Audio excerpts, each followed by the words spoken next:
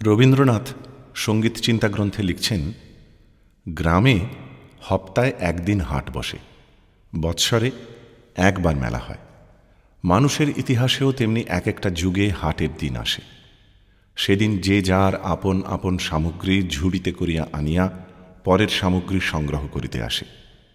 সেদিন মানুষ বুঝিতে পারে একমাত্র নিজের উৎপন্ন জিনিসে মানুষের দৈন্য দূর হয় না। বুঝিতে পারে নিজের ঐশ্বর্যের একমাত্র সার্থকতা এই যে তাহাতে পরের জিনিস পাইবার অধিকার জন্মে। এই প্রসঙ্গে আরেক জায়গায় তিনি লিখছেন, একটা প্রশ্ন এখনও আমাদের মনে রহিয়া গেছে, তার উত্তর দিতে হইবে। ইউরোপীয় সঙ্গীতে যে হারমোনি অর্থাৎ স্বরসঙ্গতি আছে, আমাদের সঙ্গীতে তা চলিবে কিনা। প্রথম ধাক্কাতেই মনে হয় না, ওটা আমাদের গানে চলিবে না, ওটা ইউরোপীয়। কিন্তু হারমোনি ইউরোপীয় সঙ্গীতে ব্যবহার হয় বলিয়াই যদি তাকে একান্তভাবে ইউরোপীয় বলিতে হয়, তবে একথাও বলিতে হয় যে দেহতত্ত্ব অনুসারে ইউরোপীয় অস্ত্রচিকিৎসা চলে সেটা ইউরোপীয়, অতএব বাঙালির দেহে ওটা চালাইতে গেলে ভুল হইবে। কিন্তু ইহার সম্বন্ধে দেশকালের নিষেধ নাই। গীত ও হারমোনির যে মিলিবার দিন আসিয়াছে তাহাতে কোনো সন্দেহ নাই। সেই মিলনের আয়োজনও শুরু হইয়াছে। রবীন্দ্রনাথের এই সব অভিব্যক্তির মধ্যে বেজে উঠেছে তাঁর বিশ্ববোধের মর্মধ্বনি, পৃথিবীর সমস্ত সুরের ঐকতান সৃষ্টির আহ্বান। যেমনভাবে প্রেম, প্রকৃতি, মানুষের বৈচিত্র্যের মধ্যে থেকে তিনি সঞ্চয় করেছেন সঙ্গীতের অনুভূতির রস, তেমনভাবে তাকে প্রকাশ করতে গিয়ে ভারতীয় সঙ্গীতের বাদী, সমবাদী, অনুবাদী, বিবাদীর সামন্ততান্ত্রিক পরিকাঠামো ভেঙে 7 পর্দাকে সমান অধিকারের গণতন্ত্রে মুক্তি দিয়েছেন। সেক্ষেত্রে রাগরাগিনীর পর্দা থেকে তিনি রাগরাগিনীর ভাবের মর্যাদা দিয়েছেন বেশি। বলেছেন, সঙ্গীত সুরের রাগরাগিনী নয়, সঙ্গীত ভাবের রাগরাগিনী। এই কাজে তিনি পর্দা ব্যবহারে ইউরোপীয় কর্ড এবং সিম্ফনির চলনকে গ্রহণ করেছেন ভারতীয় রাগরাগিনীর মধ্যে। উদাহরণস্বরূপ একটি গানের কথা আমরা ভাবতে পারি, অজানা সুর কে দিয়ে যায়।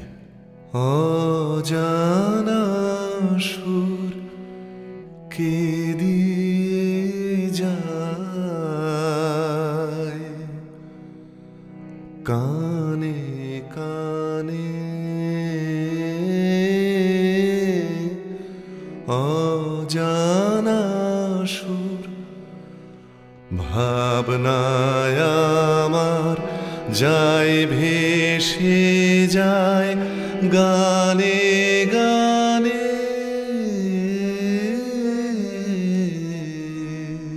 এবারে বাণীর পরিবর্তে স্থায়ীর শুধু সুরের দিকে আমরা লক্ষ্য রাখি। ধরে নিই, অজানা সুর কে দিয়ে যায় এই পর্যন্ত সুরের অংশটি লো অক্টেভে একটি ভায়োলিনে বেজে উঠবে। অজানা সুর কে দিয়ে যায়।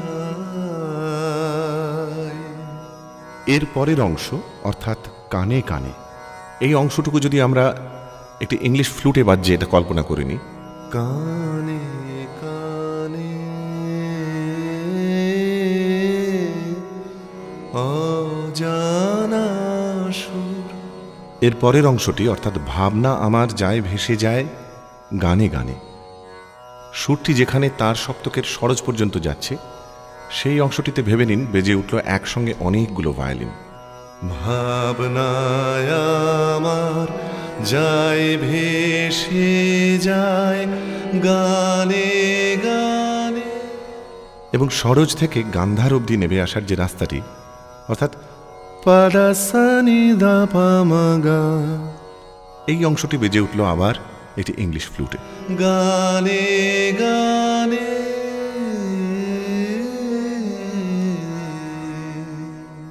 লক্ষ্য করার বিষয় এটাই যে এই সুরের মধ্যে ভাঁয়রোর আদল কিন্তু খুব স্পষ্ট, কিন্তু সুরের যে চলন তাতে কিন্তু পাশ্চাত্য সিম্ফনির ঢং।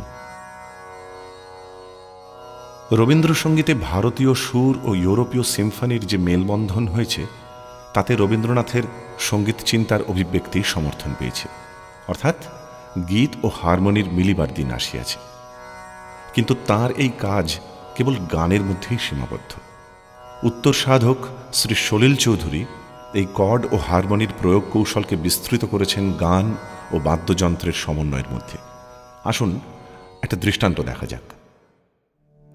কি যে করে দূরে যেতে হয় তাই, সুরে সুরে কাছে যেতে চাই, হায় কি যে করে দূরে যেতে হয় তাই, সুরে সুরে কাছে যেতে চাই, হায় কি যে করি, কি যে করি।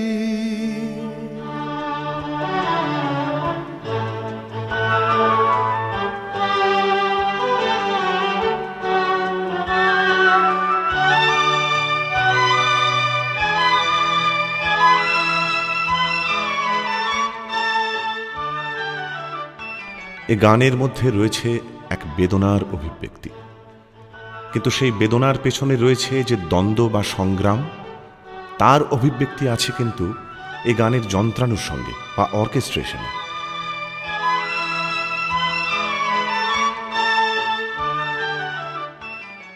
দুই সঙ্গীতকারী বিশ্ববোধের অনুভূতিতে আলোকিত। দুজনেই সঙ্গীত সৃষ্টির প্রয়োগে কর্ড এবং হারমোনিকে ব্যবহার করেছেন। উভয়ই প্রেম, প্রকৃতি, স্বদেশবোধ, আন্তর্জাতিক মানবিকতা ও জীবন দর্শনের প্রেরণায় সৃষ্টি করেছেন। কেবল প্রকাশের রূপ দুজনের দুরকম। রবীন্দ্রনাথের ভাষায় রবীন্দ্রনাথের গান, আমাদের সঙ্গীত একের গান, একলার গান, কিন্তু তাহা কোণের এক নহে, তাহা বিশ্বব্যাপী এক। সলিল চৌধুরীর গান রবীন্দ্রনাথের ভাষায় এই যে আমাদের নূতন জীবনের চাঞ্চল্য, গানের মধ্যে ইহার কিছু কিছু লক্ষণ দেখা দিয়াছে। আমাদের ভাষায় বলি, একজনের সমের সাধনা, অন্যজনের দ্বন্দ্ববাদের অস্থিরতা।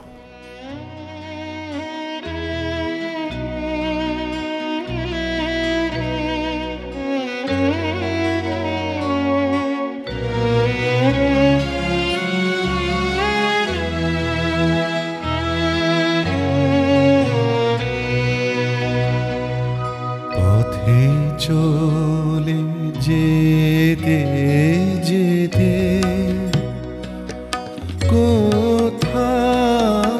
কোনখানে তোমার পরশ আসে,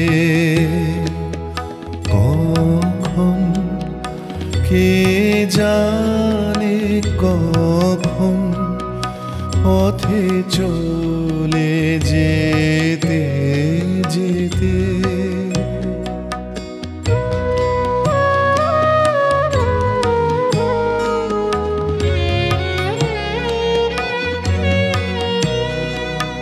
কি অচেনা কুসুমের গন্ধে, কি গোপন আপন আনন্দে, কোন পথিকের কোন গানে তোমার পরশ আসে,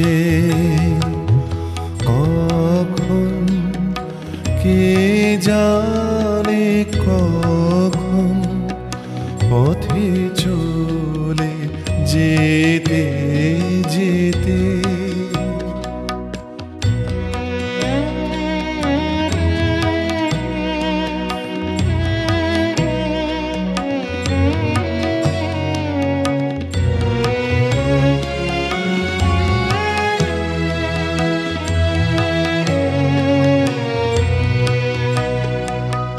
সহসা দারুণ দুঃখ তাপে সকল ভুবন যাবে কাঁপে, ভুবন যাবে কাঁপে, সকল পথের ঘোচে চিহ্ন, সকল বাঁধন যাবে ছিন্ন, মৃত্যু আঘাত লাগে প্রাণে, তোমার পরশ আসে কখন, কে জানে কখন, পথে চলে যেতে যেতে কোথা কোনখানে তোমার পরশ আসে কখন, কে জানে কখন, পথে চলে যেতে যেতে। পথিক রবীন্দ্রনাথ পথ চলতে চলতে বিমোহিত হলেন ফুলের গন্ধে, অনুভব করলেন মহাস্রষ্টার অস্তিত্ব, শুনলেন পান্থজনের গান, জীবনে পেলেন অজস্র দুঃখ তাপ, সম্মুখীন হলেন মৃত্যু আঘাতের, তার মধ্যে পরশ পেলেন মহাকল্যাণের। জীবন পথিক হয়ে চিনতে পারলেন আপন জীবন দেবতাকে।